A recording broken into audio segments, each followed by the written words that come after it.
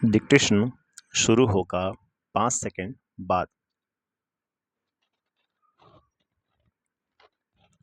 मनु भंडारी का जन्म सन 1931 में गांव भानपुरा, जिला मंदसौर, मध्य प्रदेश में हुआ, परंतु उनकी इंटर तक की शिक्षा दीक्षा हुई राजस्थान के अजमेर शहर में विराम। बाद में उन्होंने हिंदी में एमए किया और दिल्ली के मिरांडा हाउस कॉलेज में अध्यापन कार्य से अवकाश प्राप्त किया विराम। सन 2021 में इनका देहांत हो गया विराम। पैरा स्वातंत्र्योत्तर हिंदी कथा साहित्य की प्रमुख हस्ताक्षर मनु भंडारी की प्रमुख रचनाएं हैं एक प्लेट सैलाब, मैं हार गई, यही सच है, त्रिशंकु, आपका बंटी, महाभोज विराम। इसके अलावा उन्होंने फिल्म एवं टेलीविजन धारावाहिकों के लिए पटकथाएं भी लिखी हैं विराम। हाल ही में एक कहानी यह भी नाम से आत्मकथ्य का प्रकाशन विराम। उनकी साहित्यिक उपलब्धियों के लिए हिंदी अकादमी के शिखर सम्मान सहित उन्हें अनेक पुरस्कार प्राप्त हो चुके हैं, जिनमें भारतीय भाषा परिषद, कोलकाता, राजस्थान संगीत नाटक अकादमी, उत्तर प्रदेश हिंदी संस्थान के पुरस्कार शामिल हैं विराम। पैरा मनु भंडारी की कहानियां हों या उपन्यास, उनमें भाषा और शिल्प की सादगी तथा प्रामाणिक अनुभूति मिलती है विराम। उनकी रचनाओं में स्त्री मन से जुड़ी अनुभूतियों की अभिव्यक्ति भी देखी जा सकती है विराम। एक कहानी यह भी के संदर्भ में सबसे पहले तो हम यह जान लें कि मनु भंडारी ने पारिभाषिक अर्थ में कोई सिलसिलेवार आत्मकथा नहीं लिखी है विराम। अपने आत्मकथ्य में उन्होंने उन व्यक्तियों को और घटनाओं के बारे में लिखा है जो उनके लेखकीय जीवन से जुड़े हुए हैं विराम। संकलित अंश में मनु जी की किशोर जीवन से जुड़ी घटनाओं के साथ उनके पिताजी और उनकी कॉलेज की प्राध्यापिका शीला अग्रवाल का व्यक्तित्व विशेष तौर पर उभर कर आया है, जिन्होंने आगे चलकर उनके लेखकीय व्यक्तित्व के निर्माण में महत्वपूर्ण भूमिका निभाई विराम। लेखिका ने यहाँ बहुत ही खूबसूरती से साधारण लड़की के असाधारण बनने के प्रारंभिक पड़ावों को प्रकट किया है विराम। सन 46-47 की आज़ादी की आंधी ने मन्नू जी को भी अछूता नहीं छोड़ा विराम। छोटे शहर की युवा होती लड़की ने आज़ादी की लड़ाई में जिस तरह भागीदारी की, उसमें उसका उत्साह, ओज, संगठन क्षमता और विरोध करने का तरीका देखते ही बनता है विराम। जन्मी तो मध्य प्रदेश के भानपुरा गांव में थी, लेकिन मेरी यादों का सिलसिला शुरू होता है अजमेर के ब्रह्मपुरी मोहल्ले के उस 2 मंजिला मकान से, जिसकी ऊपरी मंजिल में पिताजी का साम्राज्य था विराम, जहां वे निहायत अव्यवस्थित ढंग से फैली बिखरी पुस्तकों, पत्रिकाओं और अखबारों के बीच या तो कुछ पढ़ते रहते थे या फिर डिक्टेशन देते रहते थे विराम। नीचे हम सब भाई बहनों के साथ रहती थीं हमारी बेपढ़ी लिखी व्यक्तित्व विहीन माँ सवेरे से शाम तक हम सब की इच्छाओं और पिताजी की आज्ञाओं का पालन करने के लिए सदैव तत्पर विराम। अजमेर से पहले पिताजी इंदौर में थे, जहां उनकी बड़ी प्रतिष्ठा थी, सम्मान था, नाम था विराम।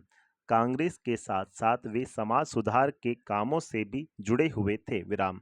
शिक्षा के वे केवल उपदेश ही नहीं देते थे, बल्कि उन दिनों 8-8, 10-10 विद्यार्थियों को अपने घर रखकर पढ़ाया है, जिनमें से कई तो बाद में ऊंचे ऊंचे ओहदों पर पहुंचे विराम। ये उनकी खुशहाली के दिन थे और उन दिनों उनकी दरियादिली के चर्चे भी कम नहीं थे विराम। एक और वे बेहद कोमल और संवेदनशील व्यक्ति थे, तो दूसरी ओर बेहद क्रोधी और अहमवादी विराम पैरा। पर यह सब तो मैंने केवल सुना विराम, देखा कौमा, तब तो इन गुणों के भग्नावशेषों को ढोते पिता थे विराम।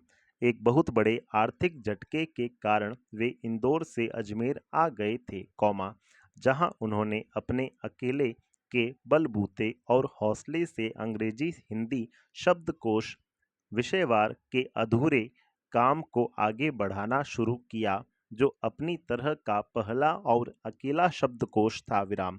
इसने उन्हें यश और प्रतिष्ठा तो बहुत दी कौमा, पर अर्थ नहीं, और शायद गिरती आर्थिक स्थिति ने ही उनके व्यक्तित्व के सारे सकारात्मक पहलुओं को निचोड़ना शुरू कर दिया विराम। सिकुड़ती आर्थिक स्थिति के कारण और अधिक विस्फारित उनका अहम उन्हें इस बात तक की अनुमति नहीं देता था कि वे कम से कम अपने बच्चों को तो अपनी आर्थिक विवशताओं का भागीदार बनाएं विराम। नवाबी आदतें, अधूरी महत्वाकांक्षाएं, हमेशा शीर्ष पर रहने के बाद हाशिए पर सरकते चले जाने की यातना क्रोध बनकर हमेशा माँ को कंपाती थरथराती रहती थीं विराम।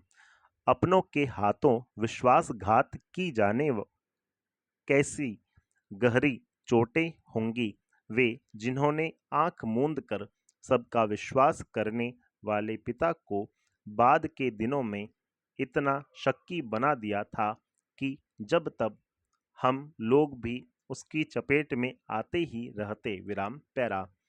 पर यह पितृ गाथा मैं इसलिए नहीं गा रही कि मुझे उनका गौरवगान करना है, बल्कि मैं तो यह देखना चाहती हूँ कि उनके व्यक्तित्व की कौन सी खूबी और खामियां मेरे व्यक्तित्व के ताने बाने में गुथी हुई हैं, या कि अनजाने अनचाहे किए उनके व्यवहार ने मेरे भीतर किन ग्रंथियों को जन्म दे दिया विराम।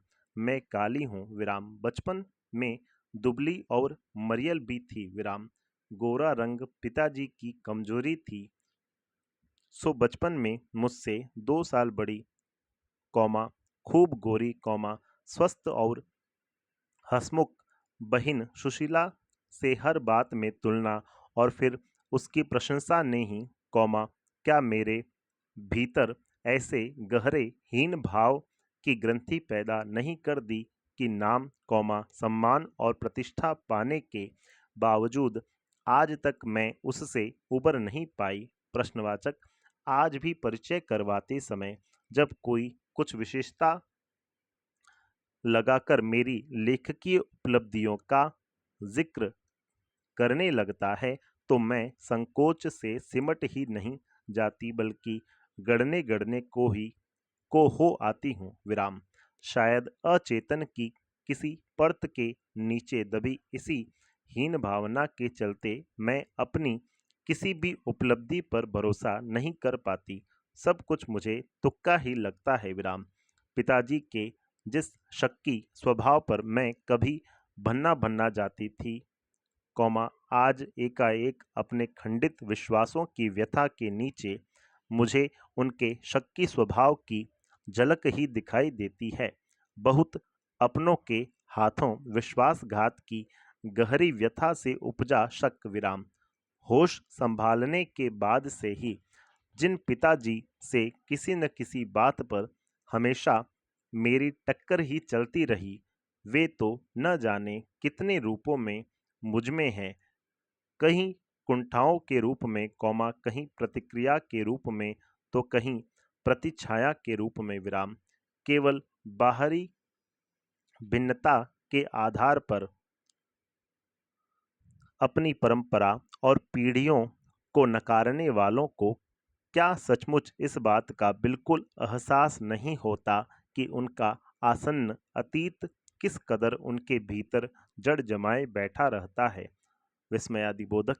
समय का प्रवाह भले ही हमें दूसरी दिशाओं में बहाकर ले जाए, स्थितियों का दबाव भले ही हमारा रूप बदल दे कौमा, हमें पूरी तरह उससे मुक्त तो नहीं ही कर सकता। विस्मयादिबोधक पैरा। पिता के ठीक विपरीत थीं हमारी बेपढ़ी लिखी माँ विराम। धरती से कुछ ज्यादा ही धैर्य और सहन शक्ति भी शायद उनमें विराम। पिताजी की हर ज्यादती को अपना प्राप्य और बच्चों की हर उचित अनुचित फरमाइश और जिद को अपना फर्ज समझकर बड़े सहज भाव से स्वीकार करती थी वे विराम। उन्होंने जिंदगी भर अपने लिए कुछ मांगा नहीं, कौमा चाहा नहीं, केवल दिया ही दिया विराम। हम भाई बहनों का सारा लगाव शायद सहानुभूति से उपजा माँ के साथ था, लेकिन निहायत असहाय मजबूरी में लिपटा उनका यह त्याग कभी मेरा आदर्श नहीं बन सका। न उनका त्याग, कौमा न उनकी सहिष्णुता विराम। खैर कौमा जो भी हो कौमा, अब यह पैतृक पुराण यहीं समाप्त कर अपने पर लौटती हूँ। संपूर्ण विराम।